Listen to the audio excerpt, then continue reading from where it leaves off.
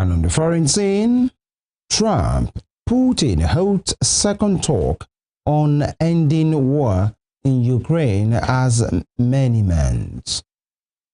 Good evening. This is News at 7 on Western Spring Television. I am Femi Ojo. We begin in the National Assembly as the Senate has set up an ad hoc committee to investigate the alleged annexation of the country's mangrove islands and maritime territories by the Republic of Cameroon.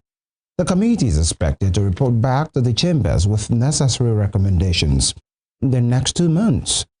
As part of his resolutions, the Senate urged President Bola Tinubu to take immediate steps to safeguard Nigeria's territorial waters, including securing over 2,560 oil wells identified within the disputed mangrove islands in Akwa Ibom State. The Senate leadership has also committed to engaging directly with President Tinubu to explore diplomatic solutions to the crisis. Lawmakers during today's plenary underpinned the need for urgent action to prevent further escalation of what they described as a provocation by the Republic of Cameroon. Leading the motion under Orders 41 and 51, Senator Anyeka Mbasi raised alarm over the economic and territorial implications of Cameroon's encroachment into Nigerian territory. He lamented that Cameroonian security forces had imposed foreign laws on Nigerians living in 16 ancestral villages in the affected areas, which he described as a national embarrassment. In the meantime, the Senate has passed through second reading a bill seeking to amend the Nigeria Data Protection Act 2023 to require social media platforms to establish physical offices within the country. Leading the debate, Senator Nwoko, who sponsored the bill, noted that Nigeria is Africa's most populous nation with over 220 million people, has a significant digital presence, ranking first in Africa and second globally in terms of social media usage. He highlighted that despite the high engagement, multinational social media corporations such as Facebook, X, Instagram, WhatsApp, YouTube, TikTok, and Snapchat do know to maintain physical offices in the country, unlike in other crimes. Senator Nwoko outlined several challenges resulting from the absence of social media offices in Nigeria, including limited local representation, economic losses, as well as challenges in legal and data protection compliance. According to Senator Nwoko, this measure is intended to promote accountability, transparency, and professionalism in the country's digital media space, similar to traditional media houses. In the Green Chamber, the House of Representatives today passed for third reading the 4 tax reforms bills sent to the National Assembly in October 2024. The House had plenary on Thursday, considered and approved the report of the House Committee on Finance that worked on the bills and the submissions received from Nigerians. The bills had generated a series of controversy with the northern leaders, the Nigeria Governors Forum, and other interest groups opposing some sections of the bills. Order of the day is the third reading of a bill for an act to repeal the Federal Inland Revenue Service Establishment Act number 13, 2007, and to enact the Nigeria Revenue Service Establishment Bill to establish Nigeria Revenue Service, charged with powers of assessment, collection of, and accounting for revenue accruable to the government of the Federation and for related matters. Standing in the name of the House Leader. Honorable members recall that the House adopted the report of the Committee of the Whole on the bill on Thursday, 13th March 2025. The third order of the day is the third reading of a bill for an act to establish Joint Revenue Board, the Tax Appeal Tribunal, and the Office of the Tax Ombud for the harmonization, coordination, and settlement of disputes arising from revenue administration in Nigeria and for related matters. Standing in the name of the House Leader. Honorable members will recall that the House adopted the report of the Committee of the Whole on the bill on Thursday, 13th March 2025. The fourth order of the day, honorable colleagues, is the third reading of a bill for an act to repeal certain acts on taxation and consolidate the legal frameworks relating to taxation and enact the Nigerian Tax Act to provide for taxation of income, transactions and instruments, and for related matters. While the House has moved to prevent discrepancies in bills passed by the National Assembly mandating a stricter verification process before they are transmitted to the President for assent. Raising the motion on the floor of the House, Honorable Sada Soli expressed concern over allegations that some bills contained provisions different from what was originally passed by both chambers of the National Assembly. He pointed to a recent instance where the President declined assent to a bill due to errors, underscoring the need for meticulous scrutiny before final submission. While the Authentication Act requires all passed bills to be forwarded to the Clerk of the National Assembly for authentication, Solly noted that there is currently no mandatory provision requiring the clerks of both chambers to verify the final version before it is sent to the President. And turning to security matters, President Bola Tinubu this afternoon met with the service chiefs led by the Chief of Defense Staff, General Christopher Musa, at the Aso Villa in Abuja. Inspector General Police Kayode Egbotogun, the National Security Advisor, Nuhuri Badu, and the Director General of the Department of State Services, Oluwatosin Ajayi, were also present.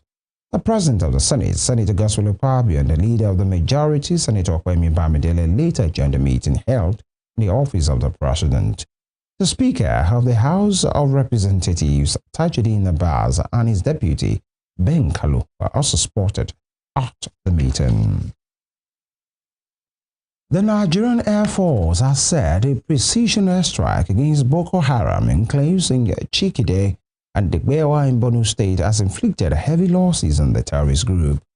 Acting on credible intelligence, surveillance, and reconnaissance reports, the NAF said it targeted key insurgent hideouts within the rugged Mandara Mountains, where notorious terrorist leader Ali Ngulde and his fighters were believed to be meeting. In a statement this morning by the Deputy Director of Public Relations and Information, Group Captain Kabiru Ali, the force said surveillance confirmed the presence of a fortified command hub with solar-powered installations, prompting the service to execute a surprise night attack. Captain Ali added that the operation destroyed key logistics and command structures, igniting large fires and neutralizing scores of terrorists. In Rivers State, police authorities have arrested 2 persons in connection with the Trans-Niger pipeline explosion that rocked the Bordeaux community of the state and have also begun an investigation. The explosion, which ripped through the mangrove, happened on Monday night but has been put out. However, the spokesperson of the State Police Command, Grace Eringe Koko, said some persons have been taken in for questioning over the incident, and the River State Police Command has commenced a thorough investigation to determine the cause of the fire. In connection with this, and 2 individuals have been taken in for questioning as part of efforts to uncover any potential act of sabotage. The police spokesperson in a statement today said security operatives during a night patrol observed the incident, which happened at the border of Bo and Bordeaux communities, and alerted Shell Petroleum Development Company, which operates the pipeline. She disclosed that as a result of swift intervention, the situation is now under control and there is no further threat to residents or the environment. And turning to politics, the Nigerian Bar Association (NBA) has condemned the Rivers State House of Assembly's resolution directing the Department of State Services to investigate the State Chief Judge, Justice Simeon Amadi, over alleged age falsification. The NBA described the move as an attempt to drag the judiciary into the political crisis between the executive and legislative arms of the government in the state. Speaking on behalf of the 8 branches of NBA in the state, The NBA chairman of Okrika branch, Tamunosiki Roberts, at his briefing in Port Harcourt today, emphasized the need to protect judicial independence and adhere to democratic principles in resolving disputes. He described what is going on as a dangerous political intrusion into the judiciary, warning that such actions could destabilize the state. The NBA further warned that undermining the judiciary could destabilize the state, recalling the 2014 to 2015 judicial crisis in the state that led to the closure of the courts for nearly 1 year. Moving on, the Minister of Federal Capital Territory, Nyesom Wike, has revoked the land of the People's Democratic Party's National Secretariat, which is situated in Abuja. Wike issued the revocation notice in a letter dated March 13 titled Notice of Right of Occupancy in Respect of Plot number 243 within Central Area District, Abuja, on Tuesday, and was signed by the Director of Land Administration, Chijioke Nwakweze. According to him, the opposition party has failed to pay the annual ground rents due on the property for 20 years from January 1, 2006 to January 1, 2025, despite many publications in several national dailies and electronic media to pay up every outstanding bill and ground rent on his property. He noted that the said breaches by People's Democratic Party's National Secretariat runs contrary to the provisions of Section 28, subsection 5, A and B of the Land Use Act. The minister added that FCTA administration he led will henceforth take immediate possession of the party secretariat until all bills are settled. The minister added that the FCTA administration he led with on Monday approved the revocation of 4,794 land titles in the FCT over non-payment of ground rent, estimated at 6.9 billion naira for more than 40 years. And here in Osun State, a bill will see to the issuance of Islamic and traditional marriage certificates scheduled second reading today at the State House of Assembly.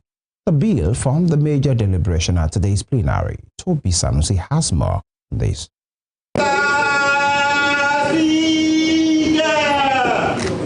Commencing the brief plenary session today, the lawmakers adopted the vote and proceedings of the last plenary session to kickstart the deliberations for the day. The motion has been moved and seconded that the votes and proceedings of Tuesday, 11th March 2025 be adopted. If you are in support, say aye. Aye. If you are against, say no. The ayes have it. The only deliberation of the day was centered on the second reading of the Osun State Islamic and Traditional Marriages Registration Bill 2024 after the presentation of its policy thrust. Leading debate on the bill, the sponsor, Bamidele Lawal of Oshogbo State Constituency, says the bill, when passed into law, will provide for the appointment of marriage registrar that will be responsible to the President of the Customary Court of Appeal. He also noted that the bill aims to improve the social life of people in the state and increase the state's internally generated revenue through issuance of marriage certificates. This bill, if passed into law, will provide for appointment of marriage registrar who shall be responsible to the President of the Customary Court of Appeal, responsible for recommending application forms from the issuance of certificates, issuance of licenses for both Islamic and traditional marriage, ensure proper documentation of Islamic and traditional organizations in the states, generates revenue for the states by the payment of fees for the issuance of the certificates, thereby enhancing the internal generated revenue of the states, and easy processing for international documents for foreign trips. It is observed that those directly concerned by this bill are eagerly waiting for the passage of this bill. The Nigerian Marriage Act 2004 regulates statutory marriages, otherwise known as court marriages, which is a monogamous union. But with the introduction of the bill, Islamic marriage, which permits polygamy, will be duly registered with certificates issued. While calling for a speedy passage of the bill, lawmaker from Ila State constituency, Shikiru Bajepade, cited his daughter's inability to be issued a Muslim marriage certificate during a wedding, forcing them to head to registry. Because it is an opportunity for us as Muslims, or even as traditional religious worshippers, to have a way of registering their own marriages. I have an experience recently. I gave my daughter her hand in marriage, and because of the non-availability of this kind of opportunity, we have to go to the regular registry.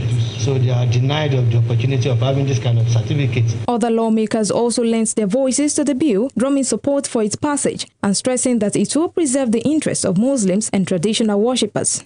When they say they got married under Islamic law, nothing to prove it, thereby forcing our people to go to the regular registry in the local government. And it is perceived as if when you say statutory marriage, it's more or less a Christian marriage. So to safeguard the interests of the Muslims and the traditional believers, this bill is very, very appropriate. Going to a court wedding registry, some people will like, how will I marry second wife? Because we go to court wedding. But with this law now, when it passed into law, it will give room for marry as much as possible. As Quran even says, only 4. So there will be a reason for you to marry 5. Maybe if the first wife gets old, or there are some circumstances. However, another lawmaker, Abiola Awuyeye of Ife Central State Constituency, called for a wider participation in the deliberations on the bill by way of organizing a public hearing that will include major stakeholders, including women, for gender balance before the bill's passage. Our Honorable said Islam allows you to marry 4, unless something happens, something special happens that you have to take the fifth wife. I just want to say that maybe we can allow for some other discourse in the way of a public hearing before we allow this bill to become a law. Because I see that it's just men. It's when you take a wife, the wife is an active person in that marriage. It's very important. The Speaker proceeded to align himself with the debate on the bill, including the call for public hearing. The House, however, adjourned the plenary session till tomorrow for further talks. Toby Sanusi, Western Spring Television News. As Muslims across the world observe the Ramadan period, an Islamic cleric, Sheikh Misbaudin Orimadegun, has advised political office holders to lead with compassion and prioritize the well-being of the people they serve.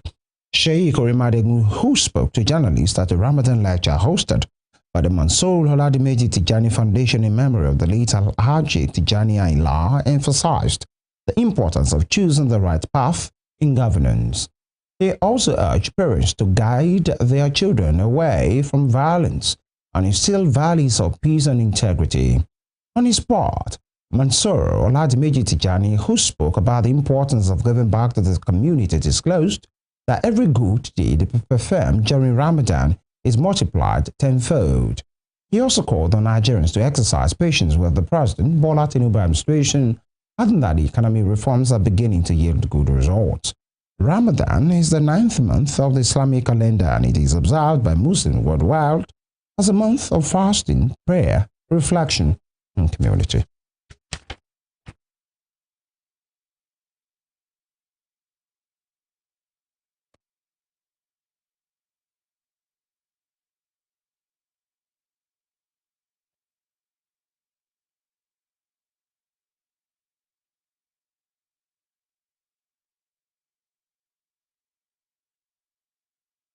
And elsewhere, the Transmission Company of Nigeria has announced the restoration of normal bulk power supply to the Eko and Ikeja electricity distribution companies for onward distribution to their customers in Lagos State. In a statement on Tuesday, TCN Director of Public Affairs Ndidimba said the restoration followed the successful repair of a part of the 330 kV Osogbo-Omotosho transmission line between towers 420 to 422. She said the repair work was completed at 8:55 p.m. on March 15, noting that the load shedding caused by the line cut has been stopped. On March 11, the transmission company confirmed that a major fault on its Omotosho-Ikeja West transmission line led to a significant reduction in the electricity supply to Lagos. You're watching News at 7 on Western Spring Television. Still to come, Alaafin-elect Prince Akeem Owode releases his official.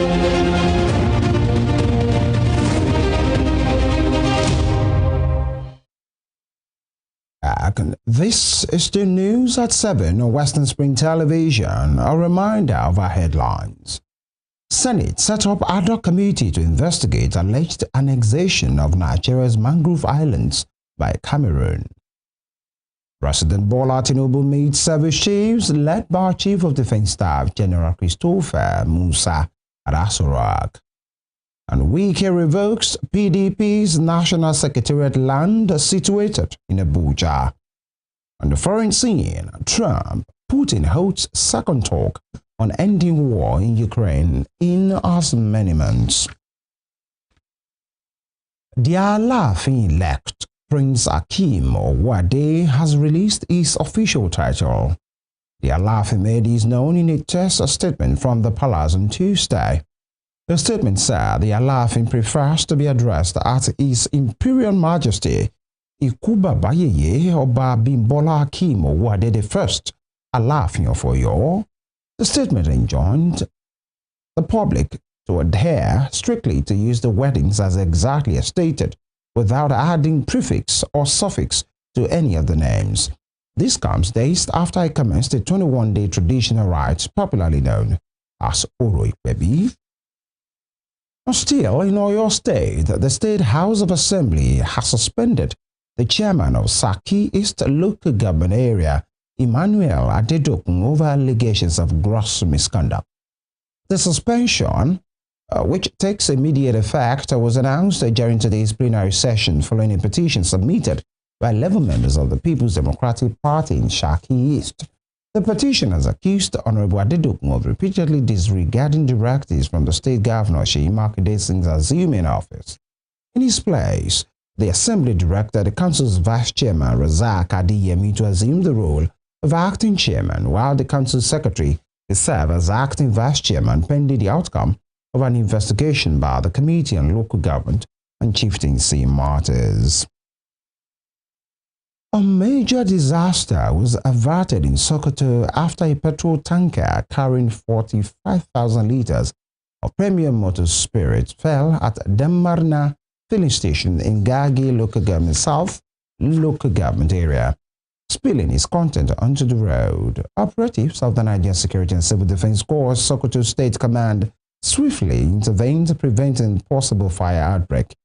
The officers cordoned off the area, restricted movement, and stopped unauthorized individuals from scooping the highly flammable liquid.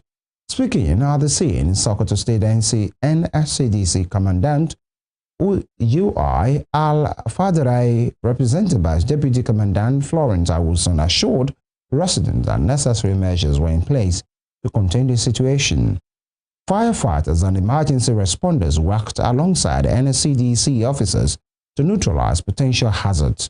By midday, the remaining fuel was safely evacuated and the tanker was removed.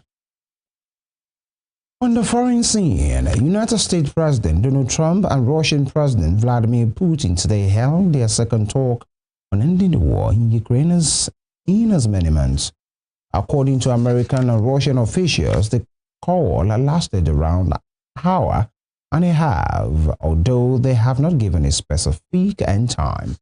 While the future of his country is discussed without him by the leaders of Russia and the U.S., Ukrainian President Volodymyr Zelensky arrived in Finland. Addressing the media, he said Europe must be at the negotiating table and everything related to Europe's security should be decided together.